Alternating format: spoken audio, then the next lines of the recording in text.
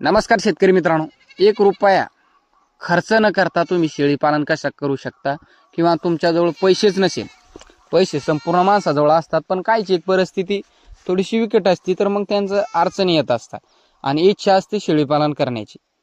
तर बघा आमच्या इकडे सुद्धा काही असतात तसे म्हणजे एक पैशाचा एक थोडासा प्रॉब्लेम असतो, बाबा पैसेच नाही, मग शेळी पालन आम्ही कसं करावं। तर येतात माझ्या व्हिडिओला सुद्धा कमेंट येत असतात। तर बघा मित्रांनो, आमच्या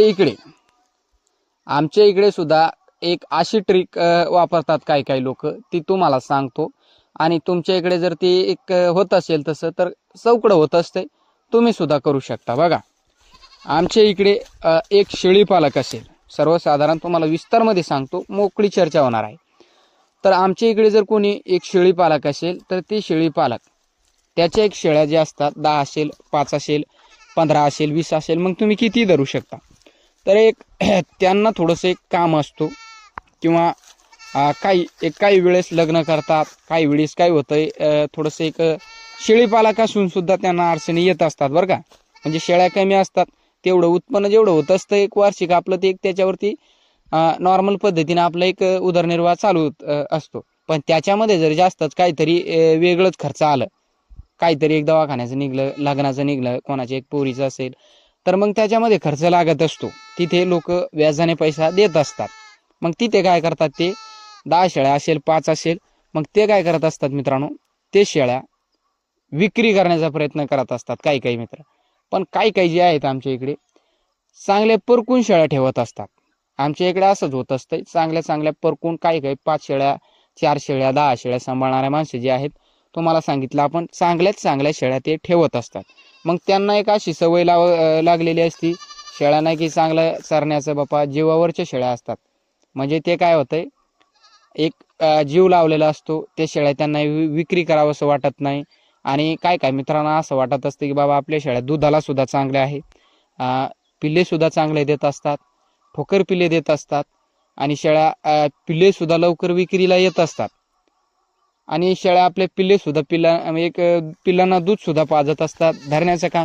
तर असे काही शेळ्यामध्ये गुण असतात, असे संपूर्ण गुण काही शेळ्यामध्ये असतात। मग ते त्यांचं एक त्याच्यामधून मन निघत नाही किंवा त्यांना वाटतं की बाबा विक्री आपण कसं करावं काय, तर मग ते काय करतात, आमच्या इकडे होत असतंय, तुरळीक होत असतंय पण होत असतंय।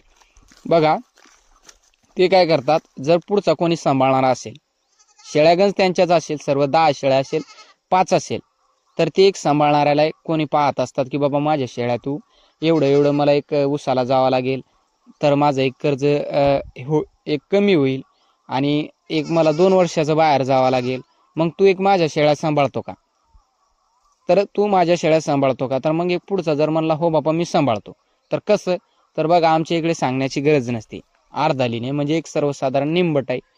तर एक शेळ्या एक मालकाच्याच असतात 10 शेळ्या, ज्याचे तुम्हाला सांगितलं आपण, त्याच्यात 10 शेळ्या, पण सांभाळणाऱ्याला ते एक पिलू देत असतंय। जर सांभाळणारा त्याच्या मागे फिरत असेल, शेळ्याची एक आपल्या शेळ्यासारखी काळजी घ्यावाच लागते, तेव्हा कुठे एक उत्पन्न होत असते, नाहीतर त्यांच्या खाली शेळ्या तर ती रिकामे एक तशाच राहणार। तर बघा याच्यामध्ये जो एक सांभाळणार आहे ते एक शेळ्या वाढवत असते बरं का, आणि वाढवले तर आमच्या इकडे 4-2 माणसांनी तसं वाढवलंय। ते काय करतात मित्रांनो, शेळ्या त्यांच्या जवळ नसतात, पैसा त्यांना खर्च करायचा थोडंसं नसतोच, काही मित्राजवळ पैसाच नसतो बाबा, परिस्थिती विकट असते, मग ते काय करतात, इच्छा असते शेळी पालन करण्याची, मग ते असं करत असतात, ते पुढच्याचे एक म्हणजे पुढच्याचे एक शेळ्या सांभाळत असतात।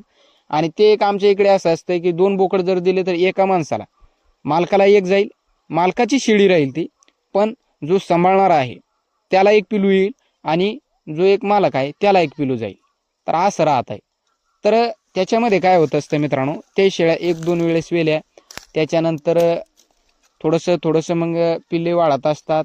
शेळ्या 10 शेळ्या असेल, 5 असेल, तर मग 10 पिल्ले मिळत असतात, 10 पिल्ले, मग यांना काही वेळेस 5 पिल्ले मिळत असतात, मालकाला 5 पिल्ले मिळत असतात। त्याच्यामध्ये 2-3 पाटी असल्या, बोकड घेत नाही काही वेळेस, जो सांभाळणार आहे तो बोकड घेत नाही, शातीर असतात काही बोकड घेत नाही, त्यांना माहिती की आपल्याला शेळ्या वाढवायच्या, तर मग ते बोकड घेत नाही, पाटी ठेवतात।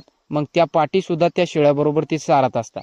ज्या टायमाला ते पुढचं मालक त्याचं एक पैसे गिशे फिटले किंवा त्यांचं एक असतं की बाबा 2-2 वर्ष मी एक चारू शकतो, 1.5 वर्ष चारू शकतो, त्यांना माहिती की आपल्याला एक याच्यामधून पाटीगिटी एक मिळत असतात. मग बघा ते आपलं एक स्वतःच शेळीपालन करतात. अशा पद्धतीने सुद्धा तुम्ही शेळीपालन करू शकता. स्वतःच त्यांचं एक शेळीपालन करू शकता. जो पुढचा राहणारा व्यक्ती आहे ते त्यांना एक शेड देऊन टाकतं की बाबा माझ्या शेळ्या इथं राहतात, तू असं एक आपल्या पद्धतीने कर, कसं करायचं पण स्वतः काळजी घेऊन कर. तर असं एक त्यांचं एक जीव गुंतलेला असतंय प्राण्यामध्ये. तर एक आमच्या इकडे असं होत असतंय आणि 1 रुपया खर्च न करता अशा पद्धतीने सुद्धा आमच्या इकडे शेळीपालक बनलेले आहे.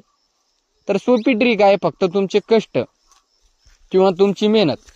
मग तुम्ही 2 शेळ्या सुद्धा इतर काम करून कोणाच्या एक सांभाळू शकता. हा, गंज परवडत नाही, मान्य आहे. स्वतःच्या जर असल्या तर ते फायदेशीर आहे.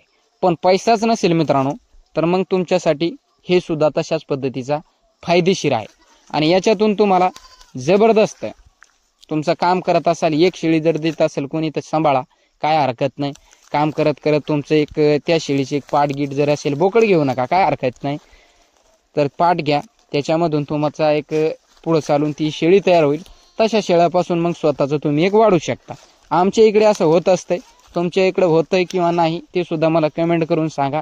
आणि जर होत असेल तर मग सांभाळा. पैसा नसेल ना तर मग हा असा तरी एक पर्याय करा.